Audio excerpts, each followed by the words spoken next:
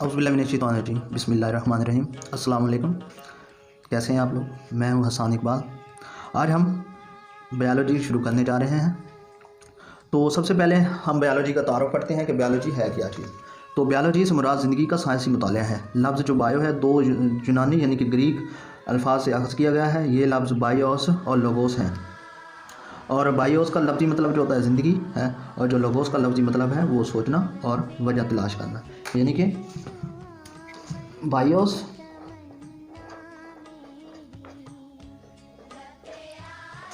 और लोगोस।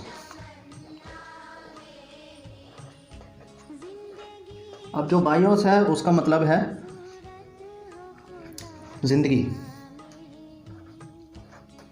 और जो लोगोस है उसका मतलब है सोचना या वजह तलाश करना।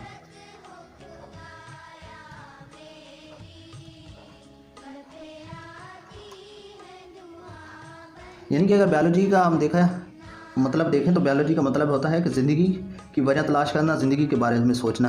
यानी कि इस चीज़ से हमें जानदारों के मुताल्लिक़ इल्म हासिल करते हैं और फितरत को समझने की कोशिश करते हैं। उसके लिए हमारा लाजिम है कि जानदारों की जो साख्त है, उनके अफ़आल हैं, यानी कि उनके जो स्ट्रक्चर और उनके फंक्शन हैं, उनके मुख्तलिफ़ पहलुओं का मुतालिया किया जाए। तो जानदारों का इल्म हासिल करने से सेहत, खुराक, माहौल वगैरह से मुतल्लिक़ मसाइल की मालूमात और उनका हल मिलता है। उसके बाद है जी बायोलॉजी की शाखें, यानी कि division and branches of biology. तो बायोलॉजी की जो डिवीजन हैं वो तीन बड़ी डिवीजन हैं।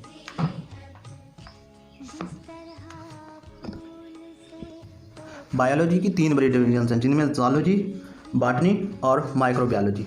तो ज़ूलॉजी के अंदर हम जानवरों के मुतल्लिक़ साइंसी इल्म हासिल करते हैं। यानी कि जो ज़ूलॉजी है ये जानवरों से मुतल्लिक़ है। जानवरों से मुतल्लिक़ हम इनका जो साइंसी इल्म है वो हासिल करते हैं। उसके अलावा बॉटनी में हम जो है वो पौधों का साइंसी मुताला करते हैं।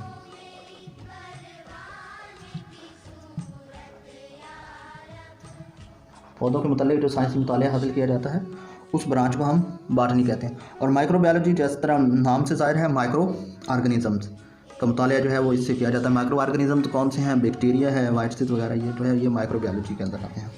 यानी कि इसके अंदर माइक्रो जो ऑर्गेनिज़म्स हैं उनका मुताला किया जाता है।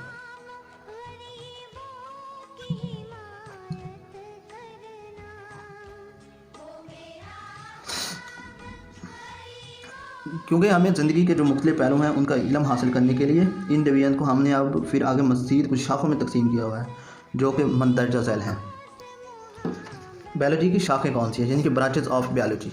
तो सबसे पहले जो शाख है बायोलॉजी की वो है मॉर्फोलॉजी। मॉर्फोलॉजी में हम जो इस शाख का ताल्लुक जानदारों की बनावट और साख्त के मुताले से, यानी कि इस मॉर्फोलॉजी जो ब्रांच है उसमें हम जानदारों की जो बनावट है, उनकी जो साख्त है उसका मुताला करते हैं। उसके बाद है एनाटमी। एनाटमी से मुराद ये है कि जो जानदारों की जो बनावट होती है और उनकी जो साख्त होती है, जो अंदरूनी साख्तें होती हैं उनके मुताले को एनाटमी कहते हैं। उसके बाद है हिस्टोलॉजी। हिस्टोलॉजी में हम जानदारों के टिश्यूज़ का माइक्रोस्कोप की मदद से मुताला करते हैं। यानी कि जो जानदारों के टिश्यूज़ होते हैं जो नेक आई से नज़र नहीं आते उनका हम मुताला करते हैं जिस ब्रांच में, उसको हम हिस्टोलॉजी कहते हैं। सेल बायोलॉजी क्या है? सेल में पाए जाने वाले जो ऑर्गेनेल्स हैं उनकी साख्त, उनके अफ़आल, उनका जो हम मुताला करते हैं उसको सेल बायोलॉजी कहते हैं।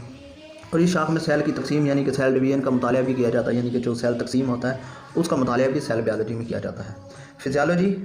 फिजियोलॉजी ये बायोलॉजी की वो शाख है जिसमें जानदारों के जिस्म में सर अंजाम दिए जाने वाले अफ़आल के बारे में इल्म हासिल किया जाता है। यानी कि अंदर जो काम हो रहा होता है जिस्म के अंदर उसकी जो मुताला होता है, उसकी जो स्टडी होती है उसको हम फिजियोलॉजी कहते हैं। जेनेटिक्स यानी कि जो जीन का मुताला किया जाता है और विरासत में इसका क्या किरदार होता है जीन का, उसकी जो हम स्टडी करते हैं वो उस ब्रांच को हम जेनेटिक कहते हैं। और विरासत से मुराद हमें मालूम ही है कि जो खसूसियात होती हैं पेरेंट्स से, वो जो है वो नेक्स्ट जो जनरेशन होती है वो उसमें ट्रांसफ़र हो जाती है। यानी कि वालिदैन से औलाद में जो खसूसियात मुंतकिल होती हैं उन को इल्म को हम जेनेटिक्स कहते हैं। उसके बाद है एम्ब्रियोलॉजी ये ऐसी ब्रांच है बायोलॉजी की जिसके अंदर हम एम्ब्रियो से एक मुकम्मल जानदार बनने के अमल, यानी कि डेवलपमेंट का जो प्रोसेस होता है उसको हम एम्ब्रियोलॉजी कहते हैं।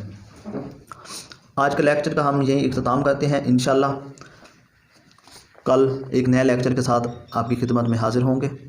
तब तक के लिए दीजिए इजाज़त। अल्लाह हाफिज़। और चैनल को लाइक करना, सब्सक्राइब करना और इस वीडियो को लाइक करना, शेयर करना। और अगर इस चीज़ में इसमें आपको समझने में कोई मुश्किल दरपेश हुई हो तो आप हमसे रब्ता कर सकते हैं। कमेंट बॉक्स में अपने सवाल लिखें, हम इंशाल्लाह आपको उनका तसल्ली बख्श जवाब देंगे। वस्सलाम, अल्लाह हाफ़िज़।